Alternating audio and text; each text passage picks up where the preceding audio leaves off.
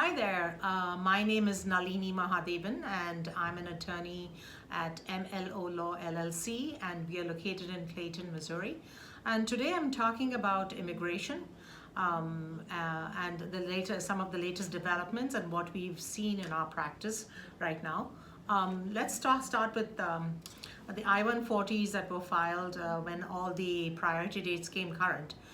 What we are noticing is that we have that some of the I-140s that were filed separately, we have received receipt notices for them. But if it was filed as a downgrade and at the lockbox, those notices and receipts are slower to come. We've been informed by USCIS that receipts should be available 30 days. So we are awaiting the receipts, and for everybody who's anxiously waiting for their receipts, I would like to say, please wait, and I think we will get the receipts in another 30 days. Thanks for your patience. The second thing is about naturalizations. So in March, USCIS shut down, but they didn't stop processing the applications, but because they were not accepting people in the buildings, biometrics slowed down. And so they started capturing and reusing biometrics that were captured earlier for earlier applications, maybe for the green card, maybe for re-entry permits. Selectively, they have been capturing biometrics. For those people whose biometrics have been captured or have been maintained in the system and accepted for naturalization, those people's interviews are being scheduled. In our practice, we are noticing if you postponed your prior biometrics in March, then the recapture of biometrics is taking a bit of time. We were also told, we have also clients who of course go to the interview and then would like to postpone their oath ceremony. We were told this time that the oath ceremonies are not as full, and so they will be rescheduled quickly. But of course, these facts change on the ground. So my advice to everybody is, if you would like to reschedule a new date, you can, and there's no penalty for that. But you have to write to USCIS saying that you want a new date, and then you should also expect to put at the back of the queue in order to be scheduled for the next oath ceremony, because it may happen that although there may be 3 or 4 oath ceremonies in a month, because of COVID, there are the oath ceremonies.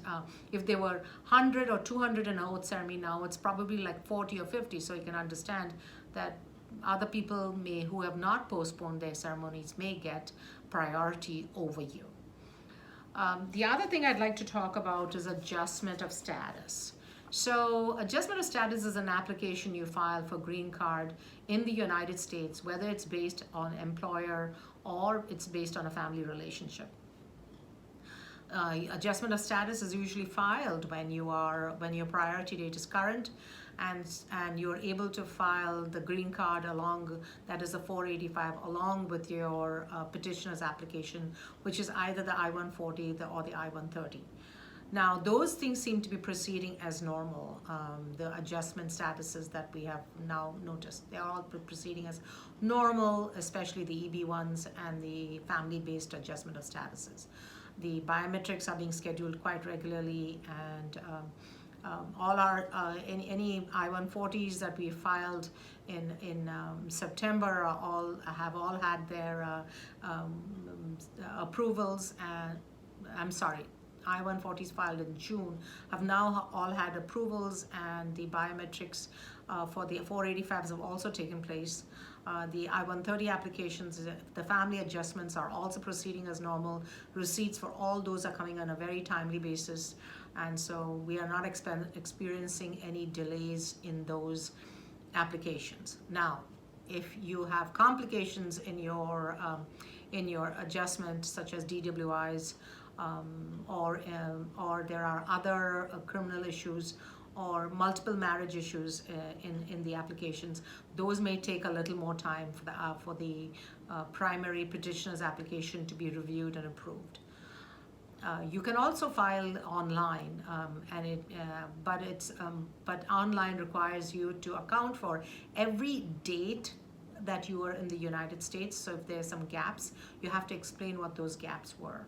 So it takes a lot longer, but the receipts are much sooner. The last thing I'd like to talk about is about the consulate processes. So of course we have several both employer and family-based consular processing taking place, and the employer-based, if you have a visa stamp, you're able to come back, but if you don't have a visa stamp, you cannot enter the United States without a visa stamp. So we have several people with fiancé visas who are having difficulty getting interviews at the consulate in order to get stamped, and we have spouses.